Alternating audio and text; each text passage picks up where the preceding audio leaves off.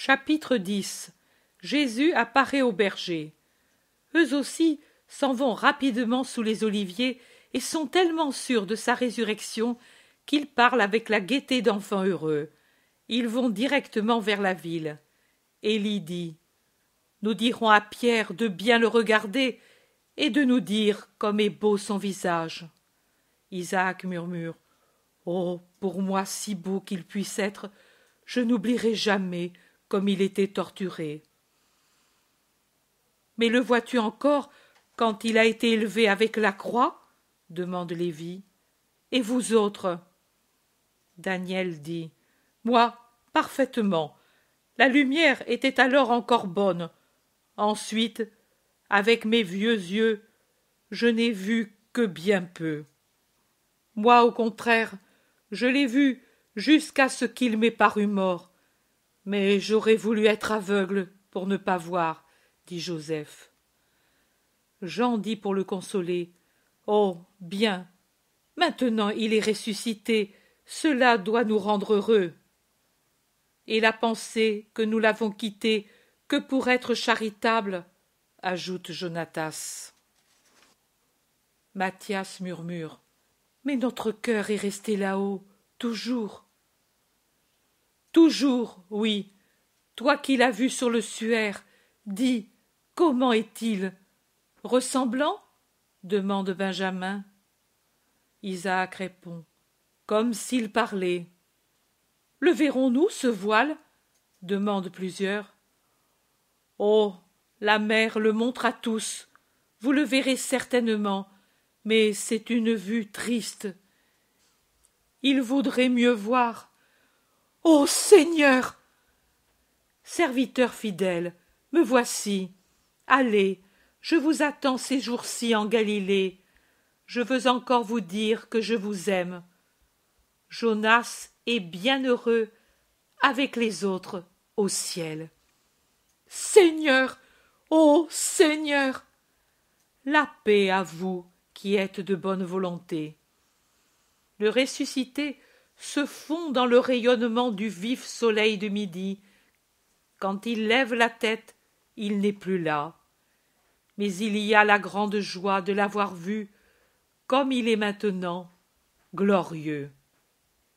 Ils se lèvent transfigurés par la joie. Dans leur humilité, ils ne savent pas se persuader d'avoir mérité de le voir, et ils disent: À nous, comme il est bon notre Seigneur, de sa naissance à son triomphe, toujours humble et bon, avec ses pauvres serviteurs. Et comme il était beau! Oh, si beau! Il ne l'a jamais été! Quelle majesté! Il semble plus grand encore et avoir plus de maturité. C'est vraiment le roi! Oh, on le disait le roi pacifique, mais il est aussi le roi redoutable pour ceux qui doivent craindre son jugement. Tu as vu quels rayons se dégageaient de son visage et quels éclairs dans son regard. Moi, je n'osais pas le fixer, et j'aurais pourtant voulu le fixer, car je pense que peut-être il ne me sera plus accordé de le voir ainsi, autrement que dans le ciel, et je veux le connaître pour ne pas éprouver de crainte alors. Oh, nous ne devons pas craindre si nous restons tels que nous sommes, ses serviteurs fidèles. Tu as entendu? Je veux vous dire encore que je vous aime. Paix à vous qui êtes de bonne volonté. Oh, pas un mot de trop, mais dans ce peu de paroles, il y a l'approbation complète de ce que nous avons fait jusqu'à présent, et les plus grandes promesses pour la vie à venir. Oh, entonnons le cantique de la joie, de notre joie. Gloire à Dieu dans les cieux très hauts, et paix sur la terre aux hommes de bonne volonté.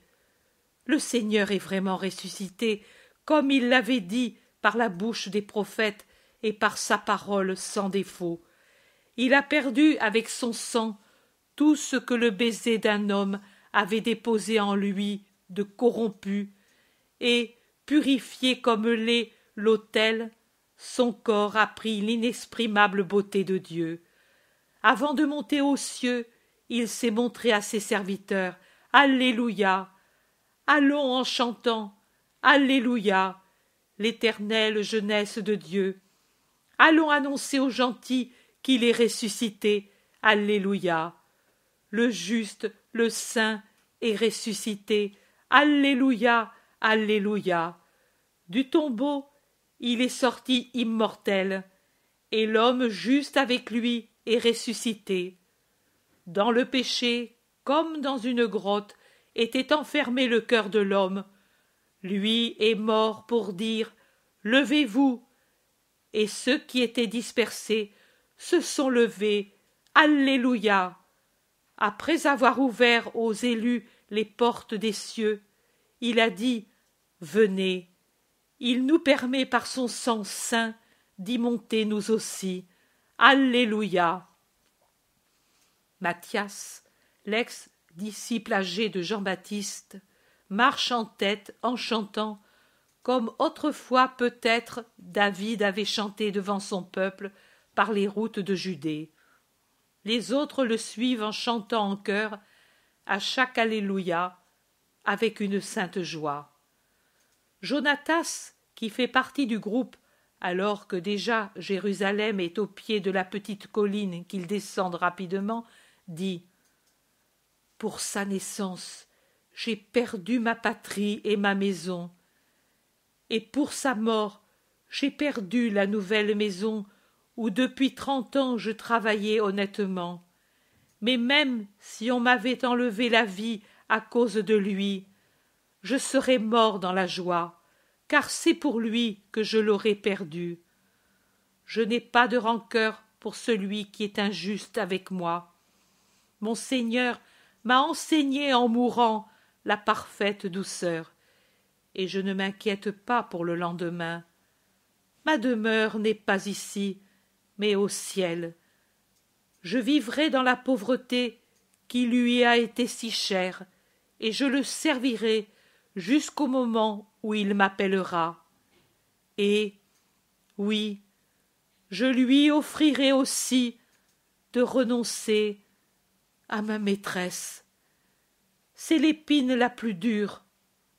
Mais maintenant que j'ai vu la douleur du Christ et sa gloire, je ne dois pas tenir compte de ma douleur, mais seulement espérer la céleste gloire. Allons dire aux apôtres que Jonatas est le serviteur des serviteurs du Christ.